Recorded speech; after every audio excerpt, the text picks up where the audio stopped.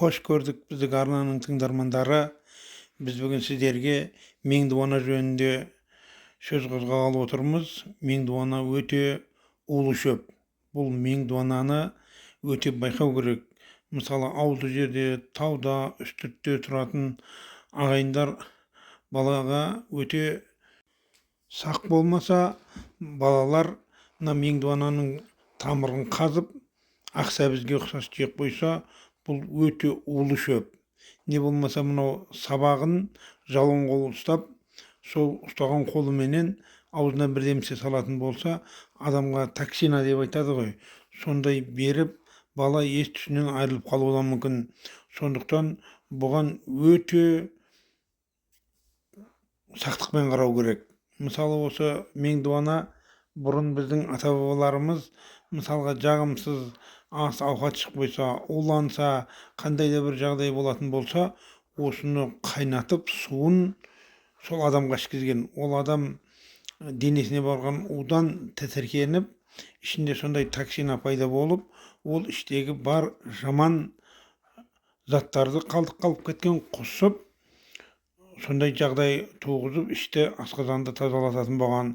Сондықтан мынау аңдарда, кейбір аңдар ауырып, сондай болған кезде, мысалға арқар, елік деген сықылды, осы ен далада жайылатын аңдар, оларды адамдар қолдап емдемеген соң, олар еміздейді. Алла тағалам бәрін сездіріп қойған ғой. Солар осындай меңдуананы жеп, сол жерде ішіндегі тұрып қалған зат алмаспай қалмаған заттарды түсіріп отырған. Мысалға, қазақта мынандай жақсы сөз бар ғой: сәл біреу ырзалақтап күле берсе, не болмаса қандай да бір есі жағдай көрсетіп тұрса, не болмаса қалғып мүлгіп отырса, ей, меңдуана жегесің ба, неғып бүйтіп отырсың дейді. Міне осы сөздің өзі меңдуананың ата-бабамыз бағзы заманнан бұның улы шөп екенін. Алла тағалам өзі жерге қанша шөп жіберсе, оның әрқайсының өзінің емдік қасиеті болады. Бұны улы шөп деп, ешқандай керек емес деп сызбатауға болмайды. Өйткені бұны да қазір медицина тілмен айтқанда, осындай түрлі жаңағы адамдар қатты ауырған кезде, не болмаса іштегі нәрсе шықпай қалған кезде, осы меңдуана қосылған препарат деп айтамыз ғой. Препараттар арқылы адамның ағзасында тұрып қалған нәрсені шығарып жүреді. Сондықтан бұл меңдуана кез келген, әсіресе таулы аймақтарда, үстіртті жерлерде, арықтың жанында және кішкене балалар ойнайтын жерлерде өсе береді. Біздің туып өскен жерімізде де осындай меңдуана болатын. Осы меңдуананы біз жерден тикен сағыз дегенді алып, мынау осы меңдуананың жапырақтарын, гүлінің қосатын. Біз әшшілігі сондай сағызға қосып шайнап түкіргенімізде аузымызды ойып жібере салдаушы еді. Міне осы меңдуананың сондай улы шөп екенін бізге бала кезімізден әке-шешеміз ескерткен. Бірақ бала емеспіз бе, ана сағыздың түрін өзгертеміз деп, осының қалқаншаларын қосушы едік. Мынау жапырақтары өте улы болады бұның. Қолыңызды ұстап, кейін келгеннен соң сабындап тұрып жумасаңыз, өте әшші болады, улы.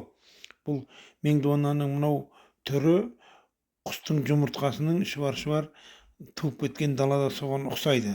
Біз бала кезімізде мал бағып жүріп, қой бағып жүріп, осы меңдуананы көріп, біз барып өз қолымызбен ұстап, талай мәрте қазып, түбін ақ сәбіз сықылды болады түбі.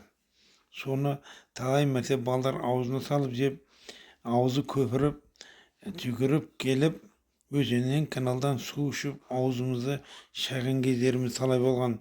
Бұл өзі Алла тағалам өзі айтқан екен ғой: жерге әр жіберген шөптің өзінің емдік қасиеті болады. Біреуі адамға жағатын, біреуі жақпайтын, түбі бәрібір осы меңдуананың өзі адамның, мысалға, қатты ауырып бұрындары болмаған ғой, енді дәрігер болмаған, ауруханалар болмаған. Сол кезде балгерлер, мына тәуіптер, адам емдейтін емшілер осы түрлі шөптерді алып келіп, адамның ауруына қарай ағзасына осындай шөптерді суға араластырып беріп отырған. Соның бірі осы меңдуана. Меңдуананың 3-4 түрі болады. Мен келесі әңгімемде және де әңгімелейтін боламын. Және басқа да кәдімгі өзіміздің мына есіктің алдына егіп жүрген огород дейміз ғой.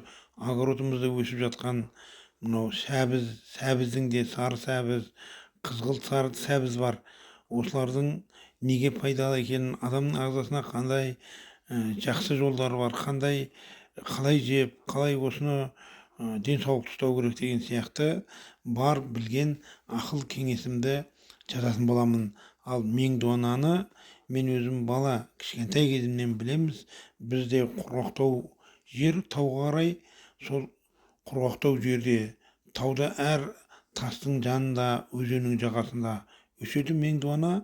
Сондықтан ауылда, әсіресе тауда тұратын ағайындар балдарды байқаған абзал.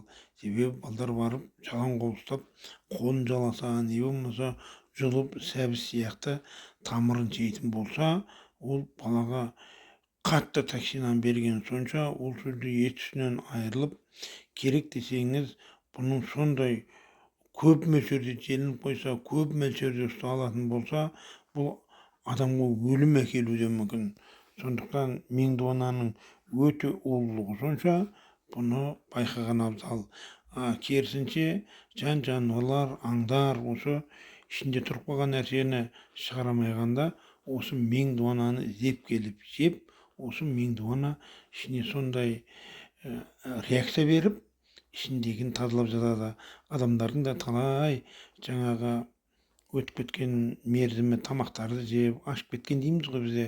Сондай жеп, асқазан ауырып құсамай жатқан кезде осы меңдуананың қайнатқан суын құйып, адамдарды құстырып ішін тазалағанын талай көргеніміз бар.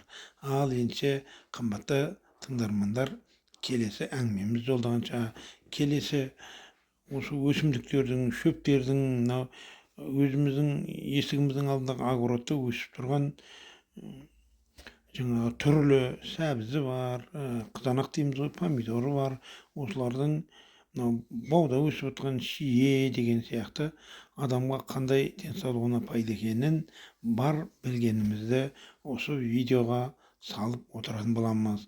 Ал енді келесі кездескенше сау саламатта болыңыздар.